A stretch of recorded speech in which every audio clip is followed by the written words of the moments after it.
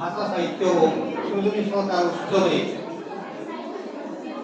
মঞ্চাসীন সভাপতি তথা এ বিদ্যালয়ের প্রধান শিক্ষক স্থানীয় সভাপতি মহোদয় মন্ত্রীপাল উচ্চ বিদ্যালয় আতিথ্যিকা সংস্থা এবং এ বিদ্যালয়ের শিক্ষক শিক্ষার্থী বন্ধুগণ এবং উপস্থিত ଥିବା ମୋର ଆଦର ଛାତ୍ରଛାତ୍ରୀଗଣ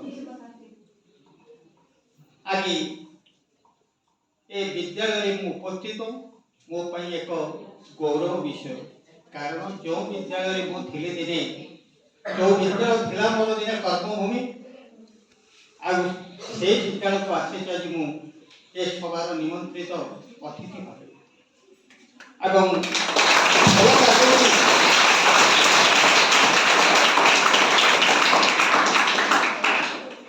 ମୁଁ এই উৎসব আଜି সভাରେ যে ଅଧିକ କିଛି କହିବାକୁ ଚାହୁଁନାହିଁ। ଯାହା କହିବି ପିଲାମାନଙ୍କ ପାଇଁ ହିତୋପଦେଶ ଦେଇଥାନ୍ତି ଯେ ଆଜିର ଏହି ଉତ୍ସବ ସରକାରଙ୍କର ଗୋଟେ ସଫଳତାର ଦିଗ୍ଦର୍ଶନ। ଭାଗବତ ବାଣୀ କହେ ଥରକୁ ଥର ପଡ଼ି ତଳେ ଉଠଇ ଅଭ୍ୟାସର ବଳେ। ପ୍ରତିଟି ମାନବ ଶିଶୁ ଅମୃତ ସନ୍ତାନ। ପ୍ରତ୍ୟେକ ନିକଟରେ ନିଶ୍ଚିତ ଭଗବାନ କିଛି ଭଲ ଗୁଣ ଭରି ଦେଇଛନ୍ତି। ସୁଯୋଗ ପାଇଲେ ତାହା ପରିପ୍ରକାଶ ପାଇଥାଏ।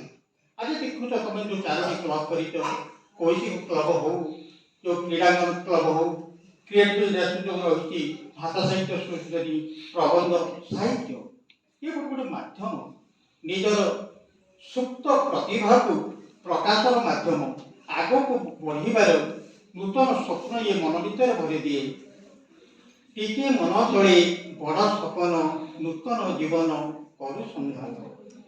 ପିଲାମାନେ ଏଠି ଟିକେ ପର୍ଯ୍ୟାକୁ ମୁଁ ବୁଲେଇ ଦେଉଛି।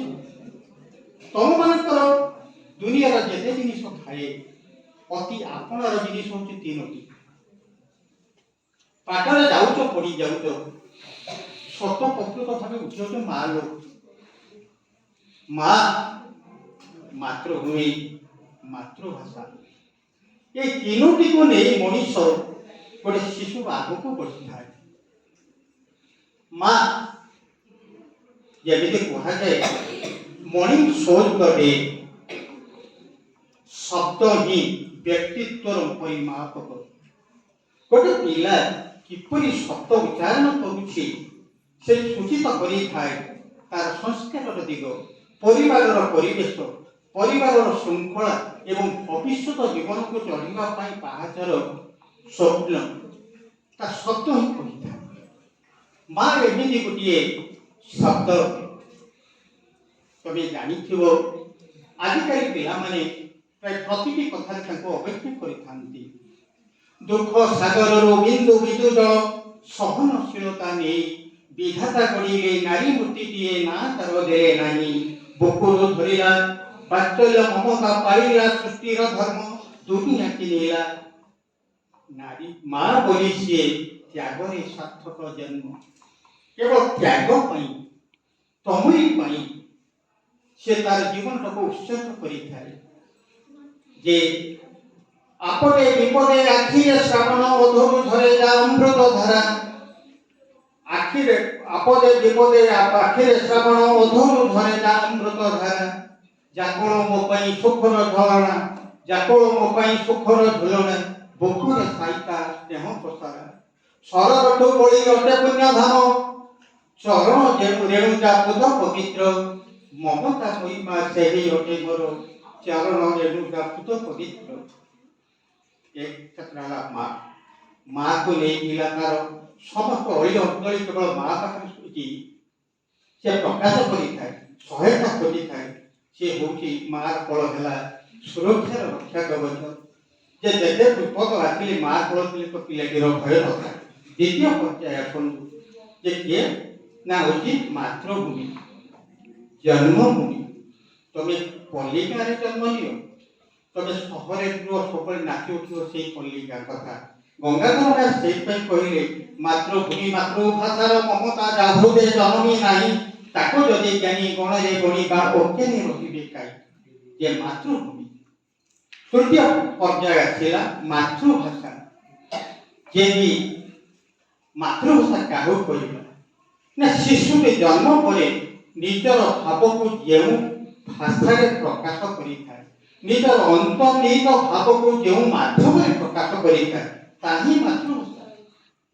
ମୁଁ ଯଦି ଭାଷା କ୍ଷେତ୍ରକୁ ଯିବି, ପିଲାମାନେ ପୃଥିବୀରେ ଅନେକ ଭାଷା ଅଛି। ତା ଭିତରେ ଅନେକ କଥିତ ଭାଷା ଏବଂ କେତେକ ଲିଖିତ ଭାଷା। ତମେ ଜାଣିଛ କି ନାହିଁ ସାରା ପୃଥିବୀରେ 7,000 ଆମର କଥିତ ଭାଷା ରହିଛି। ଏସିଆ ମହାଦେଶରେ 2300 ପ୍ରକାର କଥିତ ଭାଷା ଅଛି। ଭାରତରେ 1540 ପ୍ରକାର କଥିତ ଭାଷା ଅଛି। এই 1540 ভাষা ମଧ୍ୟରୁ କେବଳ ସମ୍ବିଧାନ 22ଟା ଭାଷାକୁ ସ୍ୱୀକୃତି ଦେଇଛି। ତବେ ଶୁଣିଲେ ଆଉ ଗୋଟେ କଥା ଆଶ୍ଚର୍ଯ୍ୟ ହେବ, 7,000 କଥିତ ଭାଷା ଭିତରୁ ଯେ ଆନ୍ତର୍ଜାତିକ ଶିକ୍ଷା ପରିଷଦ କେବଳ 51ଟି ଭାଷାକୁ ସ୍ୱୀକୃତି ଦେଇଛି। 51ଟି ଭାଷା ମଧ୍ୟରେ ଭାରତୀୟ ଭାଷା 17ଟି ସ୍ଥାନ ପାଇଛି। ସବୁଠାରୁ ଗୌରବ କଥା ଆମ ଓଡ଼ିଆ ଭାଷା ତା ଭିତରେ ସ୍ଥାନ ପାଇଛି ଏବଂ ତାର ସ୍ଥାନାଙ୍କ ହେଉଛି 34। ଓଡ଼ିଆ ଭାଷା ବିଶ୍ୱ ଯେ ଭାଷା ବିକାଶ ପରିଷଦରେ 34ତମ ସ୍ଥାନରେ ରହିଛି। ଏହା ଆମ ପାଇଁ ଗୌରବ।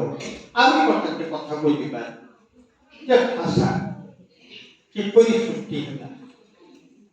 ଯେ ତମେ ଜାଣିଛ ମଣିଷ ଦିନେ ବଣ ଜଙ୍ଗଲରେ ବାସ କରୁଥିଲା, ଯେ ଆଦିମ ଜୀବନ ଯାପନ କରୁଥିଲା। ଭାବ ପ୍ରକାଶର ତାର ମାଧ୍ୟମ ଥିଲା ଶବ୍ଦ ବା ସଂକେତ। ଯେମିତି ମାଙ୍କଡ଼ ପଶୁ ପକ୍ଷୀମାନେ ନିଜର ଭାବକୁ ପ୍ରକାଶ କରନ୍ତି, ଠିକ୍ ଆଦିମ ମଣିଷ ଦିନେ ଠିକ୍ ସେଇଭଳି ତାର ମନୋଭାବକୁ ଅନ୍ୟ ପାଖରେ ପ୍ରକାଶ କରୁଥିଲା।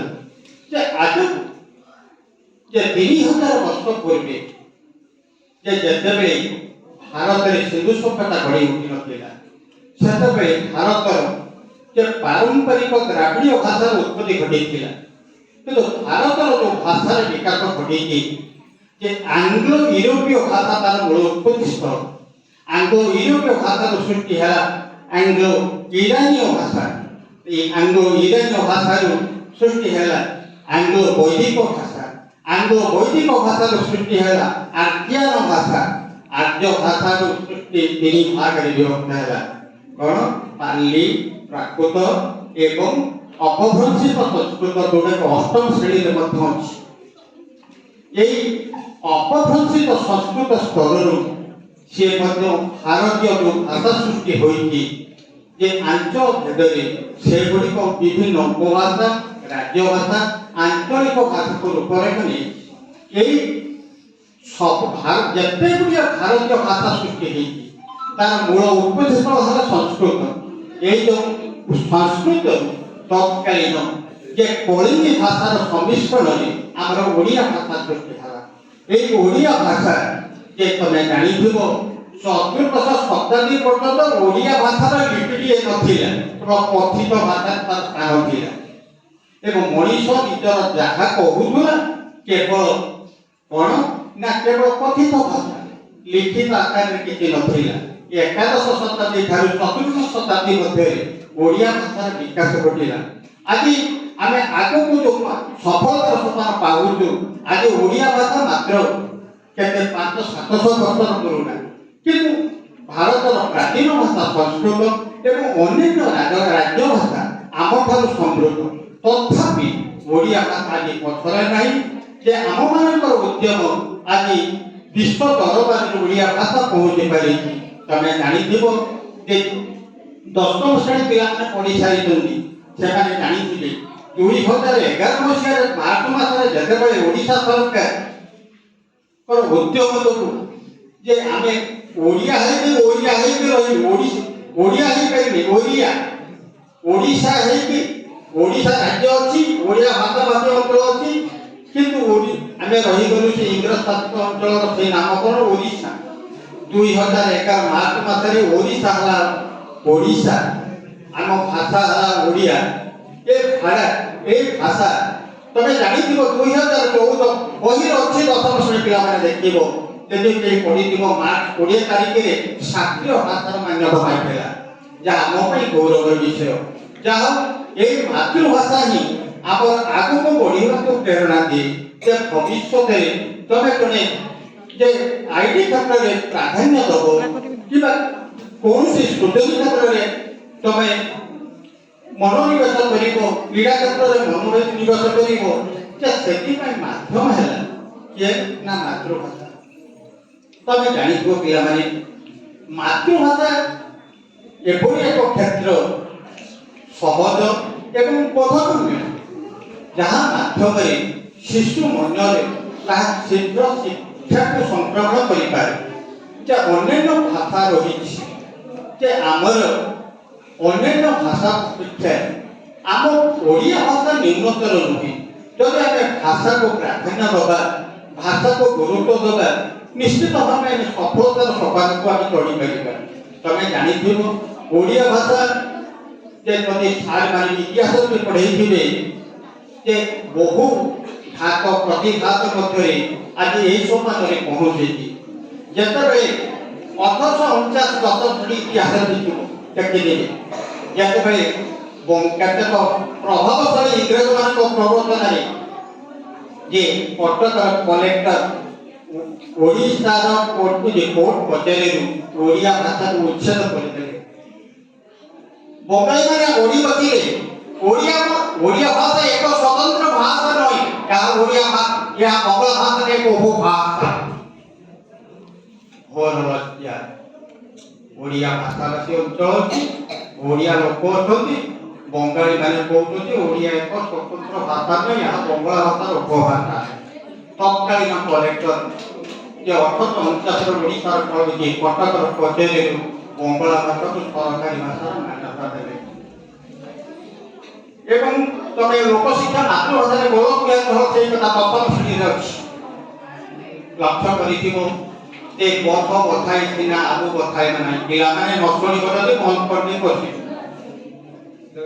ତମର ରହିଛି, ମୁଁ କାହିଁକି କହୁଛି ତାର କିଛି ଶିକ୍ଷଣୀୟ ଦିଗ ଅଛି।